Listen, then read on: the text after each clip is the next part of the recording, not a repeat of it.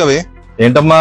Sir Vinayaka Chavithi వస్తుంది కదా sir, Ganesh చందా ఇస్తారని. గణేష్ చందనా? ఎక్కడ ఉంటావమ్మా నువ్వు? ఇంతకీ నేను ఎప్పుడు చూడలేదు. ఇక్కడండి, వీధి చివరే మా ఇల్లు. ఓ అవునా, మరి మా షాప్ వచ్చి ఎప్పుడు సరుకులు కొన్నా చూడలేదమ్మా. మరి సరుకులు ఎప్పుడు ఎక్కడ కొంటావు? సరుకులు అండి షాపింగ్ మాల్కి వెళ్ళినప్పుడు కొనేసుకుంటాం సార్. ఆయన ఎప్పుడైనా చూసావమ్మా? మన సొంత చివరే రెడీమేడ్ బట్టల షాపు. అవునండి, మీరు కూడా చందా రాసేస్తారా? బట్టలు ఎక్కడ కొంటావమ్మా? బట్టలండి ఆన్లైన్ లో ఆర్డర్ పెట్టేసుకుంటాను సార్. బాగుందమ్మా. సరుకులు ఏమో షాపింగ్ మాల్ లో కొంటావు, బట్టలు ఏమో ఆన్లైన్ లో ఆర్డర్ పెడతావు. చందా మాత్రం మా దగ్గరికి వస్తారు కదా.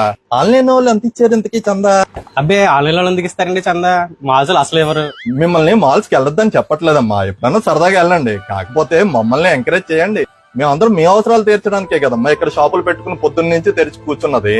ఎప్పుడన్నా మీకు 10 పరకో తక్కువ అయితే పర్లేదులే అమ్మా, రేపు తీసుకొచ్చి ఇవ్వండి అని అంటామే తప్ప ఎప్పుడన్నా సరుకు అక్కడ పెట్టామంటావా? అయితే మాల్లో అయితే ₹1 తక్కువ వచ్చినా ఏ ఐటమ్ తీసేయమంటారు సార్ అని అడుగుతారు. అంతే కదా, అర్విస్తారు వాళ్ళు. ఏ అవసరాలకైనా ఎవరికి ఏ ఇబ్బంది వచ్చినా సరే ముందు వచ్చేది మా లోకల్ షాప్ వాళ్ళే అమ్మా. మన వీధిలో ఉన్న వాళ్ళు, మన ఊర్లో వాళ్ళు మన దగ్గర కొనకపోతే ఇంకెవరు కొంటారు? ఎక్కడో ఆన్లైన్ లో ఎవరో అమ్ముతూ ఉంటే అవి కొంటూ ఉంటే మన ఊరు ఎప్పుడమ్మా బాగుపడేది? మాకంటూ వ్యాపారం ఉంటేనే కదమ్మా మేము మీకు చందా రాయడానికన్నా, అన్నదానాలు గాని ఇంకోటి గాని రాయడానికన్నాని. సరేలే, అవన్నీ పక్కన పెట్టి ఎందుకు ఎంత చందా రాయమంటో చెప్పు.